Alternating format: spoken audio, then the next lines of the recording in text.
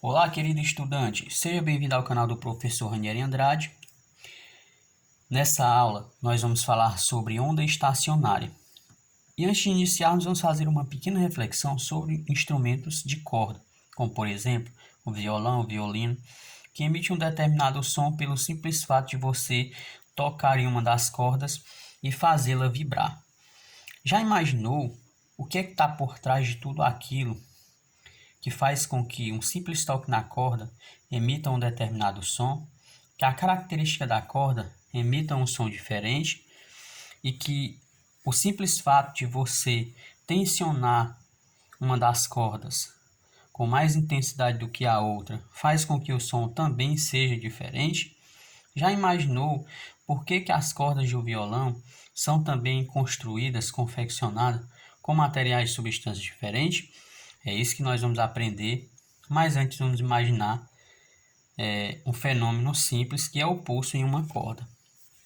Para isso, vamos supor uma corda com duas extremidades, uma extremidade mais fina e outra mais grossa. A extremidade mais fina tem coeficiente de densidade linear μ1 e a extremidade mais grossa tem coeficiente de densidade linear μ2. μ1 inicialmente é menor do que μ2, ou seja, a densidade linear da corda na extremidade 1 é menor que a densidade linear da corda na extremidade 2. Suponha que uma pessoa venha e dê um pulso na corda, fazendo com que esse pulso ele se desloque com uma determinada velocidade V1 no sentido da corda mais densa. Quando esse pulso passar para a corda mais densa, o que vai acontecer é uma mudança na sua velocidade de propagação. Agora, o pulso vai se deslocar com uma velocidade V2. Como esse pulso é caracterizado como uma onda, esse pulso também possui um coeficiente, um comprimento de onda, que eu chamo de λ1, que é o comprimento de onda na corda na extremidade 1, e aqui na extremidade 2 eu vou chamar de comprimento de onda λ2. O que acontece é que quando essa onda ela passa de uma extremidade para outra, algumas mudanças em suas características acontecem. O mais importante é você verificar que nessa condição aqui, a frequência se mantém constante. A frequência se mantendo constante, a relação física e matemática entre a velocidade e o comprimento de onda também se mantém constante. Ou seja, se eu pegar o V1 e dividir pelo λ1, que é a frequência, vai ser constante.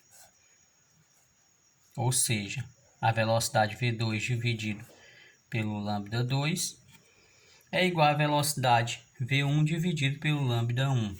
Ou seja, essa relação aqui, ela se mantém constante justamente porque a frequência também se mantém constante. É interessante verificar também que quando a onda ela passa para uma superfície ou para uma corda mais densa,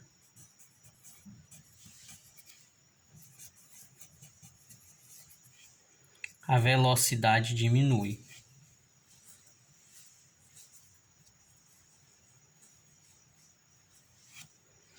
Quando ela passa de uma extremidade menos densa, mais densa, para uma extremidade menos densa, a velocidade ela aumenta. Ok? A mesma coisa acontece com o comprimento de onda. É interessante também verificar duas situações em que acontece um pulso em uma corda. Suponha que eu tenha uma corda e essa corda ela está presa em uma extremidade, ou seja, ela está fixa.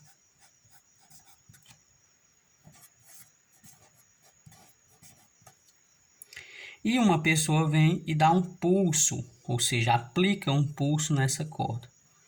Então esse pulso ele vai se propagar, ok? E quando ele bater nessa extremidade fixa,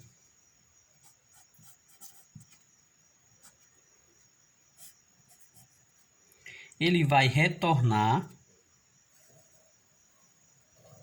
com inversão de fase. Isso aqui é o retorno,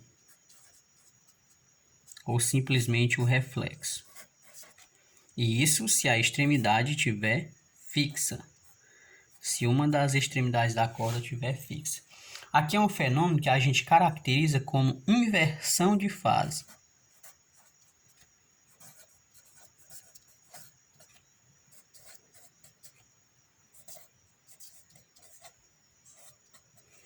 Se em situação parecida agora for aplicado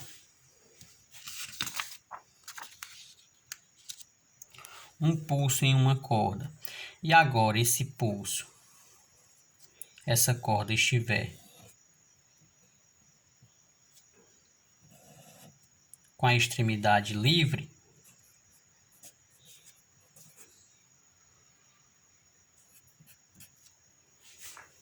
o que vai acontecer é que quando esse pulso for aplicado, ele vai se deslocar com uma determinada velocidade.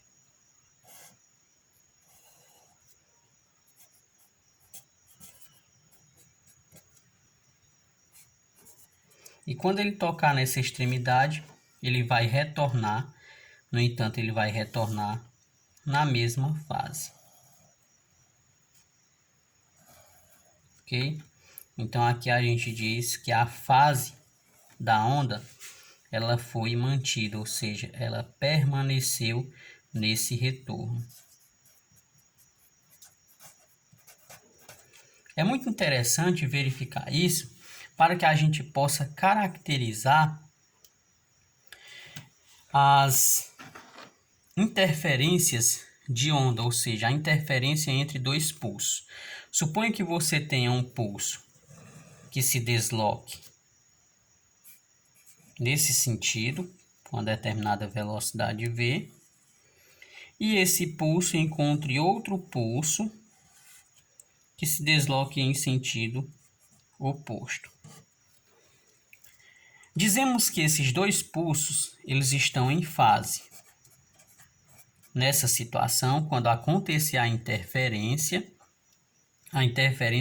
entre esses dois pulsos vai ser uma interferência construtiva.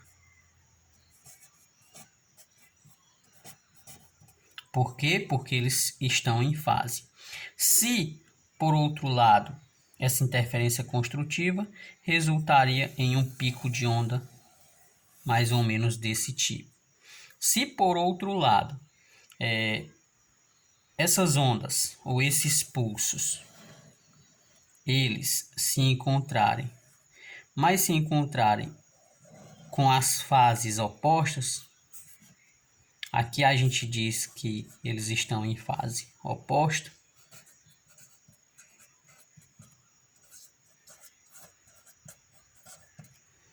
Dizemos que aqui vai acontecer uma interferência destrutiva. Se por acaso esses dois pulsos tiverem a mesma amplitude, essa interferência será perfeitamente destrutiva.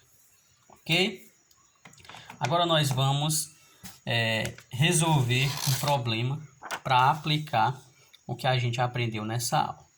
Ok? Essa é uma questão da Universidade Federal de Minas Gerais. E ela diz o seguinte, ó: duas cordas de diâmetro diferente, são unidas pelas extremidades. Uma pessoa faz vibrar a extremidade da corda fina. Então, o pulso vai sair da corda fina, criando uma onda. Sabendo que, na corda fina, a velocidade de propagação da onda vale 2 metros por segundo e o comprimento de onda é de 20 centímetros, e que a corda grossa, o comprimento de onda é de 10 centímetros, calcule a frequência de oscilação da corda fina. Então, nós temos o seguinte, ó. Nessa questão, foi repassado para a gente a velocidade 1, que eu vou chamar de velocidade da corda fina, que é de 2 metros por segundo, e o comprimento de onda, que é de 20 centímetros, ou simplesmente 0,2 metros. Então, essa questão quer que você determine a frequência da onda, né? Eu vou chamar de frequência 1 da corda mais fina. Pela equação da onda, a frequência ela é igual a velocidade dividido pelo comprimento de onda. Substituindo os valores, fica 2 dividido por 0,2 e 2 dividido por 0,2 vai dar 100. Desculpa, vai dar 10. 10 Hz é, na verdade, a frequência da onda na corda mais fina, que por sua vez é também a frequência da onda na corda mais grossa. A frequência não muda. Então, a gente resolveu aqui o item A e o item B. No item C, ele pede a velocidade de propagação da onda na corda mais grossa. Então, você usa a relação V1 por λ1 é igual a V2 por λ2. Dessa relação, você tem velocidade 1 é 2, o λ1 é 0,2, velocidade V2 você não tem, e o λ2 é 10, que é a mesma coisa que 0,1 metro. Ok? Então, resolvendo essa situação, você vai ter que 10 é igual a V2 dividido por 0,1 dessa divisão. Logo, V2 é igual a 1 metro por segundo. Ok? Então tá aí a questão resolvida com muita tranquilidade. Vamos resolver mais uma questão que envolve a mesma ideia. Nessa questão, nós temos o seguinte. A figura mostra a propagação de dois pulsos nas direções e nos sentidos indicados no instante t igual a 0. E sentidos indicados, né? E a velocidade de cada pulso vale 2 centímetros por segundo. Que tipo de interferência ocorrerá no instante t igual a 4 segundos? Verifique que esses dois pulsos eles estão em fase. Então, esse pulso ele vai percorrer essa distância, que é 2 centímetros, mais 2 centímetros, mais 2 centímetros, mais 2 centímetros. 8 centímetros, ok? Visto que ele diz que ele anda 2 centímetros por segundo, no intervalo de tempo de 4 segundos, significa dizer que esse pulso vai percorrer uma distância de 8 centímetros.